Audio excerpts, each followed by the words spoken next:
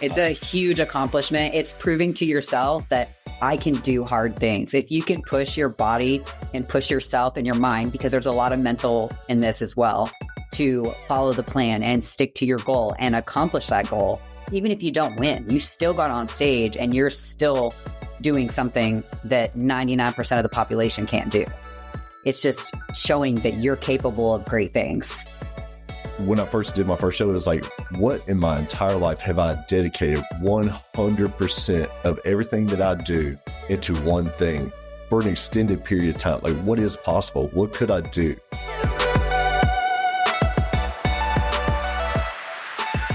Wits and Weights community, welcome to another episode of the Wits and Weights podcast. Today, I am pumped to welcome Brittany and James Gatewood, a married couple and the dynamic duo behind the Macros, Mindset, and Muscles podcast, and the founders and head coaches of Phoenix Transformations.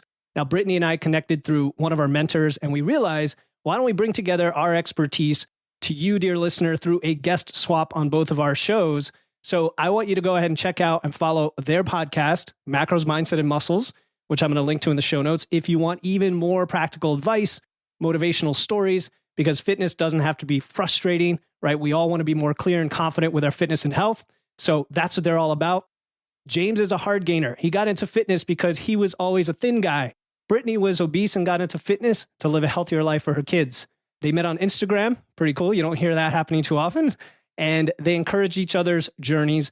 Now they combine their personal experience and professional expertise to coach and inspire others. So we've got a fun topic today, especially if you're considering getting shredded. If you thought, I want to compete, I just want to get jacked, I want six-pack abs, hold on, listen to this show. I invited Brittany and James on to discuss the extreme realities of doing that, of achieving and maintaining a lean, ripped physique. We'll explore the significant physical and mental demands, the lifestyle adjustments, the long-term health implications that come with striving for visible abs. And we're not saying it's a bad thing, but we're going to lay out the realities for you today. Our discussion will cover sustainable practices, the impact of extreme fitness routines on mental health, social life, and how to transition from extreme dieting to a balanced, healthy lifestyle. Brittany, James, welcome to the show. Thanks for having us. Glad to be here. So let's just jump right in and talk about this whole getting lean thing, right? And maybe talk about the cost of it from the context of the misconceptions, right? Somebody comes to you, maybe a client, maybe somebody on the podcast, they're like, yeah, I've been lifting weights. Maybe they haven't yet, but let's just assume I'm a guy, I'm 20% body fat. I'm a female, I'm 30%. And I want to compete in physique competition, or I want to be, beach ready. I just want to be the most jacked, ripped, great looking person on the beach. And you're like, yeah, that's easy, right? What are the misconceptions people have about this? Yeah, we totally lead with that. Like, it's totally easy. You should do it. Like, jump right in right now. Just go for it. I think really the reality is people think it's easy. They idolize people they see on social media, their favorite Instagram influencer or, professional athletes, bodybuilders, things like that. And they're like, I want to look like that. And, they might see that person's before and after picture and they're like, they did it, so I can do it. Not realizing how much time in between those two photos has taken place, and also the methods at which those results were obtained. So there is a big cost of achieving those results. You want to talk about some of those? Well, I think a lot of people think that, I'll have to change this little aspect of my life and then I'll get these great results. Not the reality of having to change everything, to go to the extremes. And like she was saying, the amount of time and how long a period of time that you have to stick to these things to hit those goals and to achieve that look. And it's only for a very short period of time. Like she said, a lot of people that you're seeing on social media has dotted down for months and months and months. And then they took all these photos that they post all year long. They don't stay at that weight. They don't maintain that level of shreddedness for very long. Yeah, for sure. Yeah, no, we allude to the before and after pictures on IG all the time, right? How the algorithm is so nefarious for good reason. They want you to engage as much as possible and sell you ads. And I know if I tap something that just catches my eye for the next 10 days, every image is an extreme version of that. So if it's oh, this person looks good, I'm just going to look at that picture. And all of a sudden you get the extreme. And when you look behind the scenes, you realize that they're associated with oftentimes these promotional profiles and these scammy profiles and stuff, right? It's not even real. A lot of it isn't. But then at the same time, many of us follow legitimate bodybuilders and competitors and people who train and work hard at doing this, and it is legitimate. I guess before we get into the details of the specific costs, when somebody wants to do this, how do we step back and even look at that goal in the first place? Like, how do we put their goal in context of whether it's really a goal they should be pursuing, how they evaluate those goals? You know what I'm saying? Like to question whether you should do it at all from that perspective. So I think this is actually a great question, because a lot of people just jump into this blindly. They have zero expectation of what it actually takes, what the process entails of, the sacrifices that you'll make, the things that you'll miss out on, while you're preparing for this, and the costs, like the actual financial costs associated with a competition prep. So having those conversations with somebody who does express interest in this type of aesthetic goal, setting those realistic expectations is, I think, a big key to long-term success, because if they know everything going in, then they can decide, this is for me. I'm financially in a good place. I can financially afford this. I have the time to dedicate to this goal. I'm okay with eating my meal prep bowl when I go to social events. I won't be peer pressured. I don't have a problem with alcohol. All these things play a big role in your success for achieving this level of leanness. Does that answer your question? Yeah, for sure. Yeah. So just for the listener, it's 1 on 2 here, and they know it's not super common. It's fun though. So we're trying to navigate who answers what. So feel free to jump in whenever. You two, James, if you ever want to jump in. Otherwise, I'm happy to. She's definitely more of the talker. I'm the yes. I just kind of agree with a lot of things, and then I chime in from time to time. That's wisdom. That's wisdom, man. You're the quiet, wise type. I get it. You usually need that. That tends to work out in the relationship.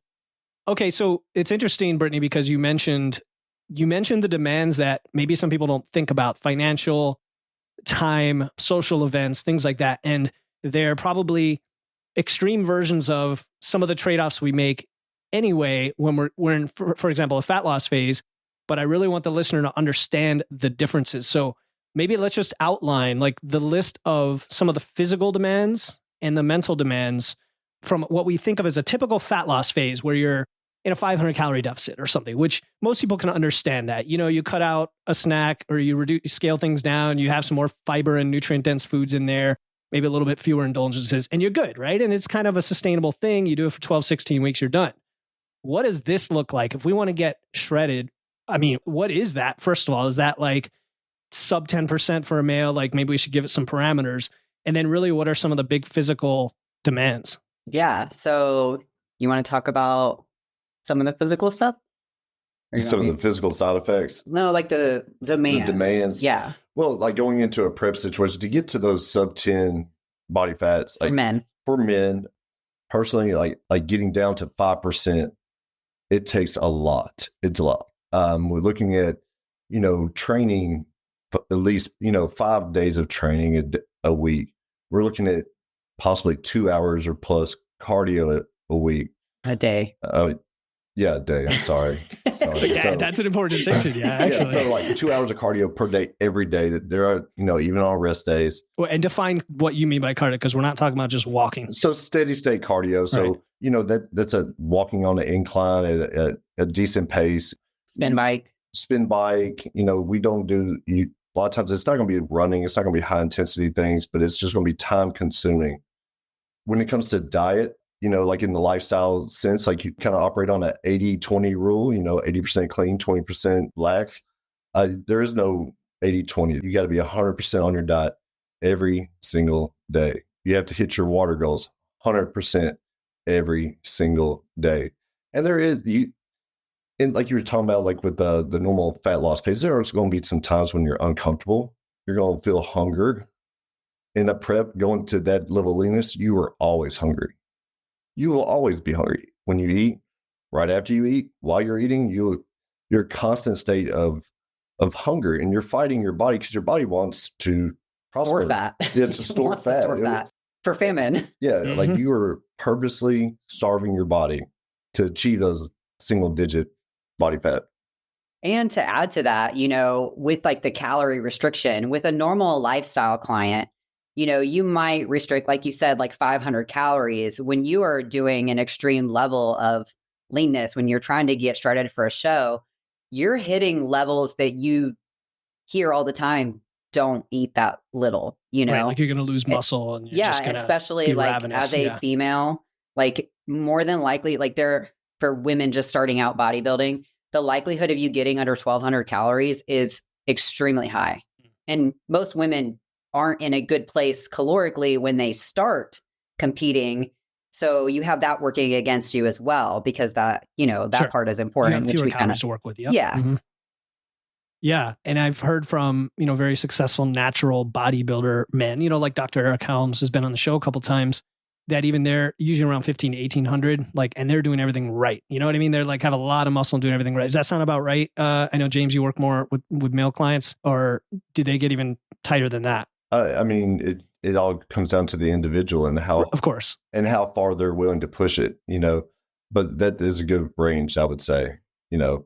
You try to balance that out with the activity level. So instead of dropping the food so low, we're going to increase more cardio, which is why you start getting into those, multiple hours of steady state cardio.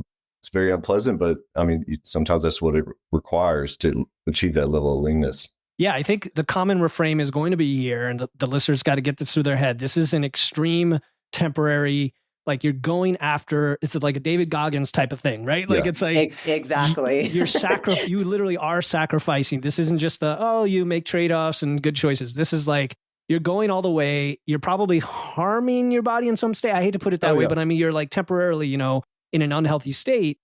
So I have a whole bunch of questions, but just to keep it organized. What's a typical duration for a prep where you're actually in a deficit? And then what kind of adaptation do we see from the beginning to the end? Like when someone starts and then by the end of it, what does it look like? So that depends, again, on the person. I'll speak for me, for example. Okay, I am in a prep right now for next year. I am a short person. I have more mass than like a taller, I'm just compact, So I tend to hold more body fat, and I bombed my reverse, which we can talk about that part later. But, I bombed my reverse coming out of the last show. So I put on body fat really quick. Now, because of that, my preps have to be longer because you don't want to do too much too fast. It has to be it's a slow burn, like you're losing a little bit of fat each week with strategic like diet breaks. So I'm looking at 54 plus weeks in this cycle with some breaks. But, an average competitor, like a woman starting out, I have a client currently competing or going to compete in October, and her first prep is going to be about 26 weeks by the end of it. Hers 26, so half a year. What did you say yours is? Mine is over a year. A year. Okay. Yeah. There you go. The last show that we did, I was in prep for 46 weeks. James is like a 20 week. Well, and even at that 20 week, I'm not even into a calorie deficit until I'm within 16 weeks or so or less. It takes a lot of effort for me to actively keep weight on and to size. So the majority of my prep is building up because I shed weight very quickly. So I don't have to diet as long. So we are the exact opposite. As she's having to eat less and less and less, I'm having to eat more and more and more. And that makes married life fun in the prep situation. It's like Jack Sprat, like you got 2 peas on this plate over here and you got like the whole buffet over here. His birthday last prep. Okay. Side note, but he had a birthday in one of our last preps. And for his birthday, I'm not even kidding you, I made him this like beautiful sous vide seared on the grill ribeye. It was 2 pounds. And I had to sit there and watch him eat this 2-pound ribeye that I cooked him while I was eating like egg whites and asparagus. Oh, there you go. You can even have like some sirloin or something. Yeah, I smelled it. Yeah. All right. So and that's a great point on the differences between individuals, men and women, size, based on your size. And you've alluded to like you have this improvement season, right? We think of periodization. It applies to everyone, even if you are going after this goal where you have to spend some time building the muscle and being at this healthier, quote unquote, healthier state before you do the slow burn, which, as you said, was anywhere from 16 to upwards of 9 months or more, depending on how at the rate you go and how long you need to lose the weight. And people listening to that, I mean, to put that in perspective, some people listening might be a chronic yo-yo dieter. That's a different situation. We want to get them out of that. But for those who are familiar with a typical fat loss phase, what are we talking? 12 to 16 weeks, and you start to get tired of it. Like you start to get really tired of it after like week 8 to 12, even if you're doing things quote unquote right. In addition to the length and the duration, and we'll get to strategic breaks and all that, what does the metabolic adaptation look like? Just because you've lost the mass, your hormones are adapting. Like, I don't know, we can maybe give numbers or percentages or whatever, it doesn't matter. If somebody starts at a, 1800 calorie metabolism, where might they end up by the end of the diet? Again, it depends on the person. Sure. But me, 1100 easy. Yeah. So, it makes sense. So like a 700 calorie Also, drop or something. I'm a short person anyways, so my calorie intake isn't as high as, someone over here. And He might end up I think mine was around like 2,300 at the lowest. Right. Leading into it. And then like I have a client now that's also going to be doing the same show that we're doing now. And currently I already have him up to, I think it's 2,900 calories. And I'm just going to keep increasing that. So, but he has a similar body style as mine where he can drop weight quick. Mm-hmm. But we need to build up, so we're going to spend all this time building up so that when we do cut calories, his calories won't ever be that low and he'll be able to drop the weight pretty quickly. Now, are you and he with that ability to drop weight quickly, is this a result of having built muscle mass over time, or is it a little bit more genetic, like just how you respond? This is just genetic. I was always very thin. It takes a lot of effort for me to put on size, like which she can grow muscle way faster than I do. I mean, I will have to put in, lots of calories, lots of training, and with no mistakes. And then she can just, be in a slight calorie surplus, and she's growing stronger and stronger and stronger. Like I'm jealous, and the gaining aspect of it, because it's hard for me to do that. Right. But then when it comes down to leaning down for a show, she, struggles, and then that's where I, does come in handy with my metabolism. Yeah, it definitely helps to know this and about yourself, right? And track and have that awareness. And I've seen that a client of mine, a male client who, never had gone through a fat loss phase. It was like 3 pounds a week, just dropping off with like very little effort. And you're like, okay, he's like, should I keep going aggressively? I'm like, do you feel great? Yeah, I feel fine. Okay, then that's telling you right there. And others, it's like you start to move the needle just a little bit and you're starving to death. So what about the rate of loss? So here's what I'm curious about. I typically talk about like the 0.25 to 1% body weight per week. I don't know if you talk in percent per week or like percent deficit, where we know like 50% is like extreme and then like 10 to 20 is kind of normal.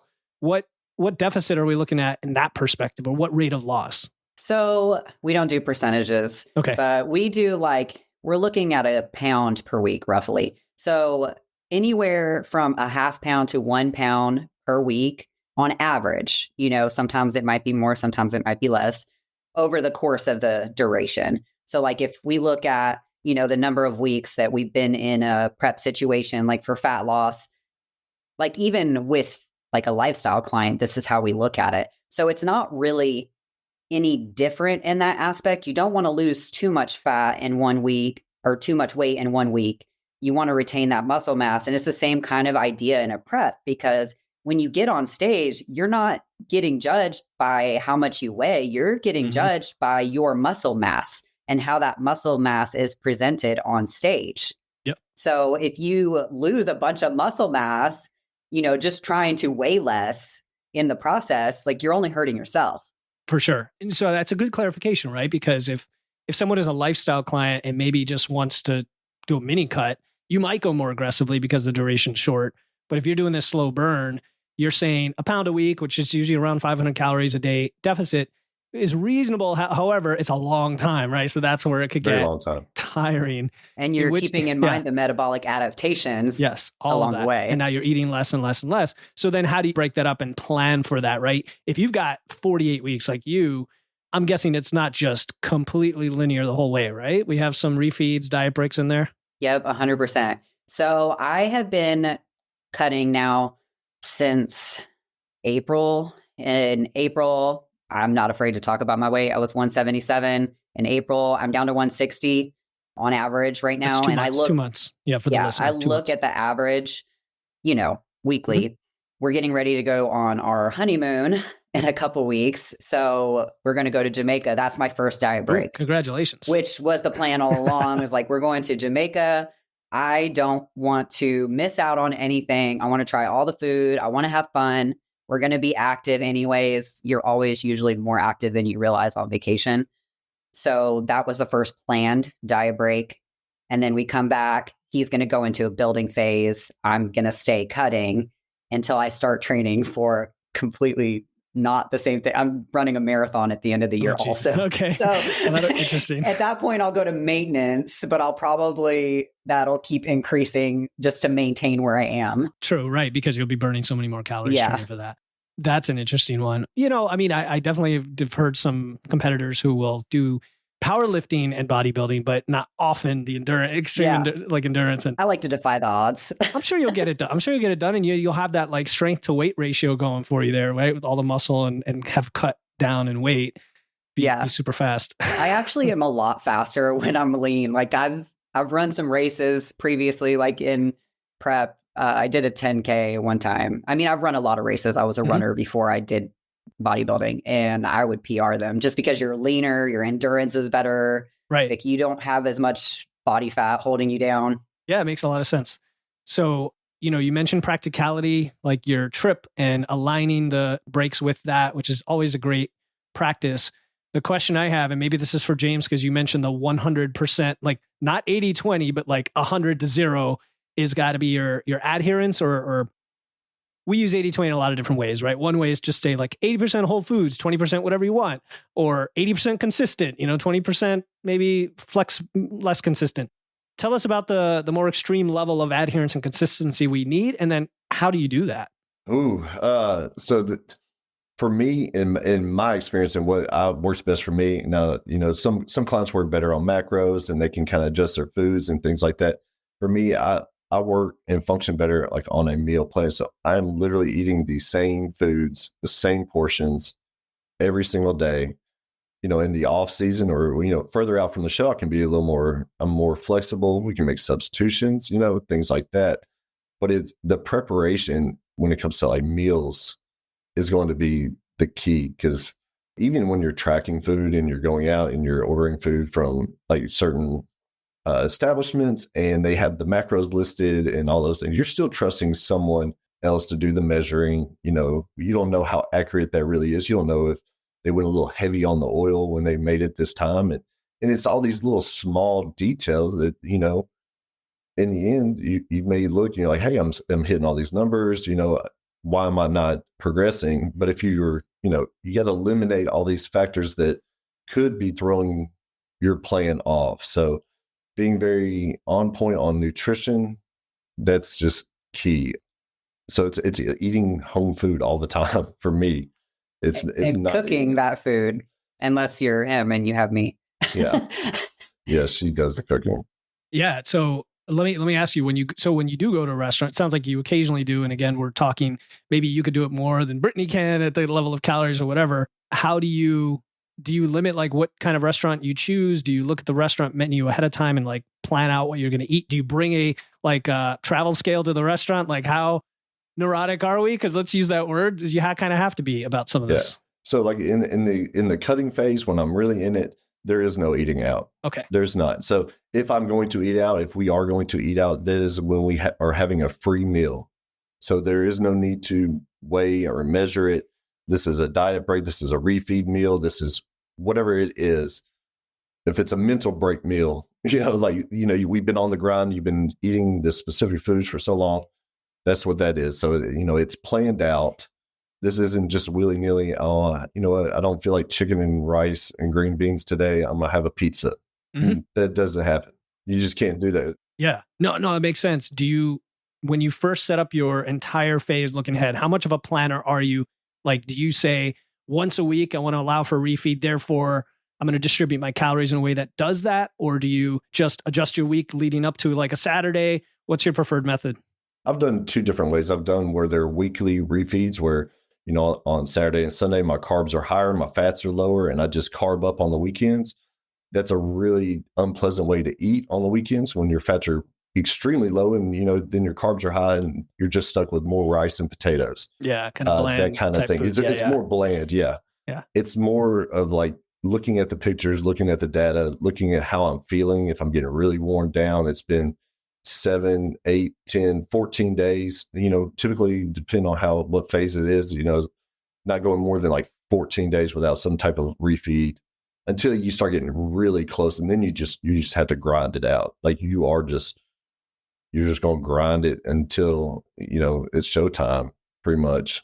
I mean, people are listening like, this sounds really exciting. This is but if you're thinking like, this is what has to get done, because you're competing in something here, even if you're not competing, right? Even if it's a lifestyle thing that you're trying to get shredded. How about any other nonlinear dieting strategies you've used either for yourself or with clients who are prepping? Maybe 5-2, modified fasts, like carb cycling, any of those you get into? So what we honestly like to do is a free meal, because when you do like a structured refeed, like it's still kind of like falling into like guidelines. But when you tell a client, like I have a client that's 3 weeks out from stepping on stage. It's her second show. She competed in the beginning of May and she was really close to getting that overall. So we want to like go a little further. But like with her, I'm looking at her stuff and I'd like her to have a weekly refeed, but the reality is she's super close and that just doesn't happen. But further out, we like to implement like a free meal here and there just for like a mental break. And that's a big thing, the mental break. I mean, when you're in that monotonous, just the same food, the same routine, the same training, the same water amount, the same going to bed at the same time, waking up at the same time. I mean, you are a machine when you're in that. Everything you do is just repetitive, and just hitting it, checking off the boxes. And so having that little break where you're like, you know what, I've been dreaming about this burger and fries from Five Guys. Have it, enjoy it, and then keep going. So while we've been cutting right now, like since, the last 3 months, whatever, we've done like a weekly refeed because we're so far out, or a weekly free meal, sorry. Mm-hmm. So, that free meal can range from a big ribeye and a baked potato to a burger and fries. We had pizza one night a couple weeks ago and we decided that we weren't going to do that because pizza it's so dense, right? Like our heart rate will be like literally mine will be 10 to 15 beats higher, like my resting heart rate just from having pizza. So it sticks. A burger and fries, though, we might eat a burger and fries and our body's like, yeah, we love this. And then the next day we hit like a new low or something. I hear you. So it's cool to see how everybody's body responds to different things too. Yeah. And that's funny because you mentioned scale weight fluctuation, which we talk about all the time as well. What do you track then? And not just like the typical things we would track for a lifestyle client, but what's supremely important for this kind of extreme leanness? And then maybe going along with that, is there kind of a spectrum depending on the individual where, so for example, when I spoke to Eric Helms last time, he just became a pro, right? Last year. And he, for the first time, stopped tracking his food. Now he said very clearly, like he can only do that after years and years and years of tracking and like knowing exactly what things look like and how much stuff weighs. And he still uses a food scale. So what do you generally advise people track? And then what does that spectrum look like? So with food, they're weighing everything. They're tracking everything, especially like our clients are doing macros. So we want them to have a little bit of flexibility in their food choices. I don't want to tell them, okay, you're eating chicken, ground turkey, and tilapia. Those are your 3 proteins. That's what you're eating. I want them to have the flexibility so that they can make choices. And then when we get like a couple weeks out, we really clean it up and we simplify it. And we will do like a meal plan, based on the proteins that they prefer. They have to be lean. They can't be fatty proteins. We're talking whitefish, shrimp, chicken breast, and maybe 97 or 99 lean ground turkey, like if their stomach tolerates it, because it does make some people gassy. And it's so dry. I know it's just so dense and dry. Yeah. Well, let me stop you there though. The meal plan a couple weeks out. So I'm assuming a client like this has some experience over kind of a typical client. Do they help construct that themselves, or are you just like telling them, is it based on what they've already been eating? Yeah. So usually the client wants us to do it. They don't want to think at that point. So one thing about prep is like you get really drained, your mental capacity, like you have a permanent brain fog until like 6 weeks after the show. So, having like telling the client, this is it. You got 2 weeks on this, like finish this strong. Peak week, is another ball game. You start increasing carbs and filling the client back out so that they're not flat on stage. So it's really easy for them to be like, okay, we reached that endpoint. This is showtime here. And it's easier for them to focus on that for like 2 weeks versus the whole time. Makes sense. My name is Tony. I'm a strength lifter in my 40s. Thank you to Phil and his Wits and Weights community for helping me learn more about nutrition and how to implement better ideas into my strength training. Phil has a very, very good understanding of macros and chemical compounds and hormones and all that. And he's continuously learning. That's what I like about Phil. He's got a great sense of humor. He's very relaxed, very easy to talk to. One of the greatest things about Phil, in my view, is that he practices what he preaches. He also works out with barbells. He trains heavy, not as heavy as me, but he trains heavy. So if you talk with him about getting in better shape, eating better, he's probably going to give you some good advice. And I would strongly recommend you talk with him and he'll help you out. And so let's segue off of the brain fog comment, because now we want to talk about the symptoms you get when you get at that low level of body fat for women and men, because obviously different hormonal situation going on and different levels of fat you start with and so on. So maybe Brittany, start on the female side and talk about all the symptoms we get. And this is the cost of leanness. All right. So obviously hunger is going to be number one. Even in a regular deficit, like when you're just trying to lose fat for life, hunger is a normal part. It's a side effect of fat loss. Like that is your body trying to tell you, we don't like this, feed us. We have amenorrhea, which is the absence of your period.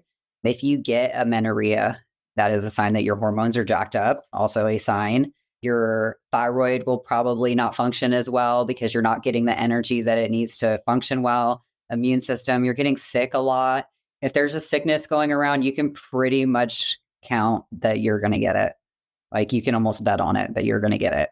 Bowel movements become less frequent. You might get lucky to have one a day, maybe if you're lucky. But, less food in, less food out. Sleep gets impacted, sex drive tanks. You might even, like as a female, have issues like down there, like dryness, things like that, extreme pain during intercourse because of that. Like there are a lot of physical symptoms, from the hormonal disruption is what it is your hormones get jacked up from this extreme level of leanness and long-term dieting. Yeah. And that is like for the men, I mean, of course, all the hunger and your thyroid and all those things, your testosterone, if they're a natural athlete or a natural competitor, your testosterone is going to be tanked. You're going, no sex drive. You're going to feel horrible. Energy levels. Your hunger hormones are going to be jacked up. So even when you come out of the show, you're going to always feel hungry. And then there's nothing telling you when you're full. So a common thing that, this happened to a friend of mine. We did a show together and come out of the show, and in 1 week he gained 40 pounds. He just blew up like a balloon, and it's just because he was just uncontrollable eating. Uncontrollably eating. And of course he was like, hadn't had carbs in months because they were like doing the extreme diet, trying to get him ready. And his body could no longer knew what to do with all, with sugar and carbs like that. So he just stored it like crazy and blew up like a balloon. I personally, after one of my shows, every time I would eat carbs, like I would instantly want to fall asleep. I was having like some insulin issues. I mean, this was crazy. I could not eat and then get in my truck to drive because I was going to fall asleep as I was driving. Like I got, what was it, 5% or a little bit lower, around 5% body fat. Went to some very extremes my first show, and my body was jacked up. It took me probably 6 months to feel better. Sleep apnea. Sleep apnea. Snoring. That is a huge side effect for men in bodybuilding, let me tell you. Yeah. Which ended up causing problems in, at home because now she can't sleep and I'm affecting her life. Like it was. And then I didn't know I was doing it. People don't know when it's happening. It happens with some of my clients, and then we have to make adjustments. But your body goes through a lot when you go to get that lean. So given all that very, very long list of symptoms, the $60,000 question is, why do it? Why would you do this? And that's rhetorical, but like, how does someone answer that now that they know and they're fully informed? Why would you do this? Because you're doing something that most of the population can't do. Cool. It's a good answer. Yeah. It's a huge accomplishment. It's proving to yourself that I can do hard things. If you can push your body and push yourself and your mind, because there's a lot of mental in this as well, to follow the plan and stick to your goal and accomplish that goal. Even if you don't win, you still got on stage and you're still doing something that 99% of the population can't do. It's just showing that you're capable of great things. And for me, like being on stage, like I don't care about being on stage. I don't have this like look at me kind of like it has nothing to do with like the outcome in the stage. It's all about the challenge for me. And when I first did my first show, it was like, what in my entire life have I dedicated 100% of everything that I do into one thing for an extended period of time? Like, what is possible? What could I do if for like 6 months, everything I eat, everything I drink, how I sleep, how I work out, how I limit certain things. I didn't even watch TV for 6 months, my first show. Like I cut out TV, like I was in the zone. And you come out the other side and you're like, wow, I was able to do this. What else can I do in my life? Not just in fitness, but like maybe in your career, you know, and just other avenues of your life. Like you come out the other side much stronger. Yeah. And somebody hearing that, myself included, hears all and they're like, yeah, like I'll take all that, of course, once you get in it. No, but I do like value-based goals like that, right? Because then you can break them back down to these action-based things that you're doing to get there. And so that leads me to the next question. Where should you be before you even consider this, both, I guess, mentally and lifestyle-wise, right? Like what should you already have taken care of and then you're ready? And also even leanness. Like I can't imagine somebody who's, you know, excessively overweight would be like, want to go from that to shredded in one, you know, phase. It's going to take multiple phases and potentially years, depending on where you're starting from. So what are your thoughts on that? So I think that a person should have a solid foundation of lifting, because prep is not the time to learn how to lift. Like you need to have a solid muscle base. You know, we talk about newbie gains and stuff in coaching, and you should be out of that phase. Like you should be already have embraced that, have a solid base of muscle, a lot of experience lifting, and a consistent routine in the gym. Because if you're going from nothing to now you're going to prep, like that's a lot to handle. And you have to manage that new routine with your life as well. And if your life has any stresses, if you're struggling in your relationship or your marriage, don't prep, because it's just going to make it worse. And you might even end up single, because prep is a lot for a spouse that or a partner that's not prepping and doesn't understand the process also. You know, finances, we talked about that, should be in a good place. Your calories need to be in a very good place, because you don't want to start prepping for something extreme and you're already in an extreme calorie deficit. Like you should actually be coming off of a maintenance or even a growth phase coming into prep. Mm-hmm. So yo-yo dieting, you know, I see a lot of women, they want to compete just for the sake of it, but they have a terrible history with yo-yo dieting. And, you know, I understand wanting to accomplish this goal for yourself, but it's probably not best long-term for your mental health. It's going to heighten a lot of issues that you may have with yourself, body dysmorphia, even eating disorders, disordered eating habits, things like that. It can like amplify that. So being in a good place all around, not having any of those issues, in my opinion, is really important. You know, I think if somebody's looking to do this, speaking with a coach that has the knowledge on this is going to be very helpful and can give you some realistic expectations on maybe like how long you're going to have to stick with this to achieve the look that you're going for. Also, like she was saying, you know, you need some experience already lifting, because majority of people overestimate how much muscle they have. You know, that they overestimate the muscle and underestimate their fat. So I was guilty of this myself, you know, and I thought, oh, all I have to do is get about this weight, and I'll probably look shredded and I'll be ready on stage. I'll kill it. Well, it was about 30 more pounds I had to lose than what it initially thought in my head for me to get to that level.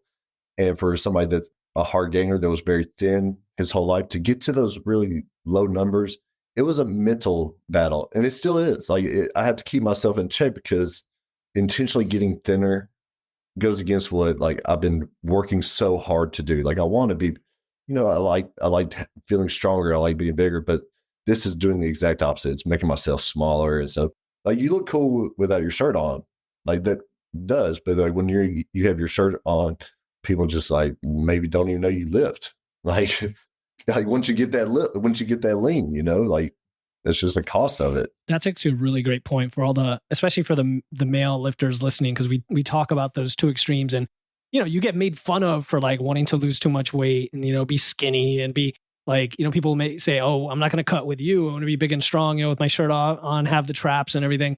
And we have to recognize that, because when Brittany mentioned body dysmorphia and eating disorders and all that, all of these things play into that if you're not in a mentally healthy state. And I know I used to be just like skinny fat, and I haven't been lifting that long, maybe 3-4 years. So I don't have much muscle, but I do know that trying to get to what you said, a certain level of leanness, puts me back into the scale weight I was way back when, before I started lifting as skinny fat. And then I'm like, you get insecurities about what that's going to do to you. Are all my muscles going to waste away and things like that? So these are all really great points. And the mental side's got to be huge. And Brittany, like you said, with these, if you haven't taken care of these other issues, take care of them. But you also mentioned having a coach. And of course, as coaches, we're always going to talk about how helpful it is to have a coach and reach out for help. But it sounds like this is the kind of situation where it's almost a requirement. Like if you haven't been through it, you have to, because it's so extreme and regimented. It'd be like a football player not having a coach for the team, just going out there. What do you do? So I just want to mention that to folks. Ask for help and make sure you're in the right place before you do this. What else? I think an important thing to add is also, like, we're talking about extreme leanness and competing and things like that, and understanding that there is a natural side, but there's also an enhanced side as well. And as an athlete, like if you're going to compete, you need to understand, like, if you're competing, right, and you decide to stay a natural athlete, then you need to look for leagues that are a natural league to start off with, because there are a lot of competitors using performance enhancing drugs, and that will impact like their experience versus your experience too, sure, as a natural athlete. What's so like the WMBF, right? And I don't know what OCB is one that we like have our clients in. Is OCB. They do like a polygraph test, which I don't really understand the polygraph test, because it's like a controversial thing. But if they win a pro card, they also get a urinalysis right after they step off stage. Like they don't get, like, there's somebody there to escort them to pee in a cup. Sure. That's an important distinction. Now, okay. So what about long term? First of all, are there any health risks of doing this? Because, like we said, it's a challenge. It's an accomplishment. In the short term, you've got all these scary symptoms. Do we know of any long-term risks to doing this? Or is this one of those situations where when you recover, you're probably okay? Usually when you recover, you're okay. Now that's going to be different from person to person.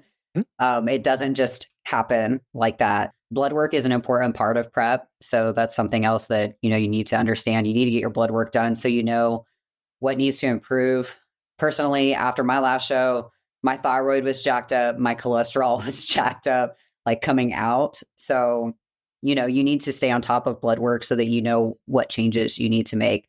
My blood work was messed up, like cholesterol wise, because when I came out of the show, I just didn't do the best job reversing. So I went from one extreme to eating whatever I wanted.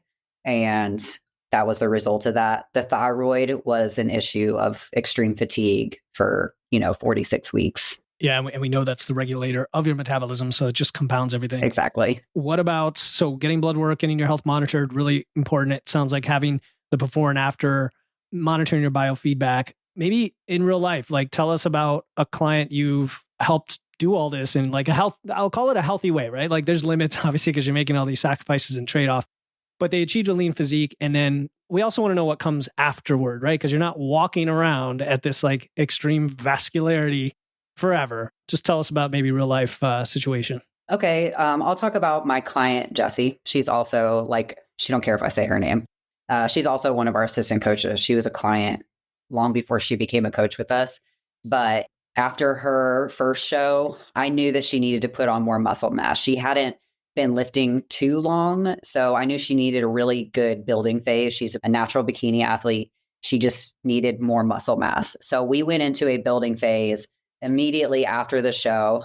her stage weight was 119. And I think we got up to 140 in the off season. She put on some good muscle. May, when she competed last month, she won first place in her novice class out of 5. And then in her open class, which is the one where she could go on to compete for her pro card, she came in second. And it was just some little things to tweak. Because of the work she did in the off season, her prep this time went better. She was able to do less cardio. Her calories were higher. So like the prep for that in the off season helped her be a better athlete the second time around. And that's a great point of like, you're not necessarily looking to quote unquote win, right? The first time out, you're trying to do your best and see how it comes out. And even that's a source of data, right? A source of information. Okay, now what do we do next time? And just real quick, since we didn't really talk about it today, it's not really part of the cost of leanness, but what are some of the things that people have to do for the show itself? And I know this could be a whole episode, but like one or two of the big things that people also need to think about as maybe it's a cost or just a thing that you have to learn or know. Okay. A cost, like in terms of, I mean, the posing, the tanning, all that kind of stuff. yeah, there you go. There you go. For women, the suit. Okay. Suit, If you're going to buy your own suit, you can expect to spend on a quality suit anywhere from $600 over $1,000 easy. I have 2 suits. They both were around $800. So, I mean, suits are expensive. The tan as a woman, hair and makeup, I'm makeup challenged, so I can't do my own stage makeup. I always pay for it. My hair, I just wear straight, but tan is a big thing. Like you have to get a tan. It's not an option. You have to have that tan. Guys. Oh, so you guys don't have to wear so much. So, you just have your little trunks on, depending on which category you're competing in. But, you do have your tan. Big cost that you need to consider is a hotel room, travel, hotel room. Supplements. Because even if you live locally, right, to start preparing for the show, to get your tan and things like that, like her makeup would start at like 3 a.m. So like, of course, we'd be in the hotel, just gets up and goes and, has that taken care of, because in our shows, they start early in the morning. And then you also had to go back later in the evening for the final. So having a place where you can go lay down and relax until. So the cost of a coach, the cost of supplements, the cost of food, all these things add up. I mean, it adds up very quickly. And to do a show other than that, I mean, depending on what federation you're in, you're going to have to buy a card. Like you're going to have to register. So for the NPC, I had to register with the NPC. And then at the show, how many classes do you want to do? It's $150 per class, $150. So I did 3 of them. So that was $450 plus another 100 plus hotel plus travel and gas and food, and it adds up. It adds up. There you go. No, I want people to know, it's an investment. It's a very expensive hobby for those who don't have intentions to like go pro, which it's not that easy to go pro and make money off of it. So it's a hobby until you get to that point, For sure. Yeah. And honestly, this episode, we've kind of covered all the things that would hopefully scare someone away who really doesn't want, or it's a filter for like, I'm willing to do it. Right. Like that's good. So I'm just going to send them this episode in the future when they say, I want to compete. All right. So I do like to ask this question of all guests before we wrap up. And that is, what one question did you wish I had asked? And what is your answer? Oh gosh, I don't know. You don't have nothing? Mm-mm. I think I have anything either. I think you asked all the right questions. I think we talked about all the things that we had planned on talking about. Yeah, I think so. I always like to give you the chance in case there's something else like, oh no, we got to cover this. No, it's all good. Let's connect people with you, because this has been a lot of fun talking about this. We've never really covered this topic in depth. So this is like the seminal episode about this with Brittany and James. Where can listeners learn more about you and your work? So you can learn more about us on our website, www.transformwithphoenix.com. If you scroll on down to the bottom, you can get a free meal prep guide. It's a 23-page ebook that we created. It'll help you create awesome meal prep bowl combinations so you don't just have to eat chicken, broccoli, and rice. There's some macro cheat sheets in the back of it, so it's a good resource. And our podcast, Macros, Mindset, and Muscles. Awesome. Yeah, I'm going to include those in the show notes. Absolutely. Transformwithphoenix.com. Get your free meal prep guide, whether it's for your prep or just for everyday lifestyle, right? And then check out the podcast. I think you're going to love it. And I'm going to be on there as well. So, follow both, catch the new episodes, and we'll see you guys on the other side. Thank you so much, Brittany and James, for coming on the show. Thanks for having us. Thanks for having us.